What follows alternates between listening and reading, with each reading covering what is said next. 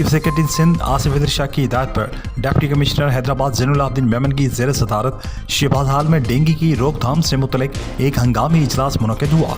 इजलास में महकमा सेहत, बल्दिया, पब्लिक हेल्थ और दीगर मुतल्लिका इदारों के नुमाइंदों ने शिरकत की।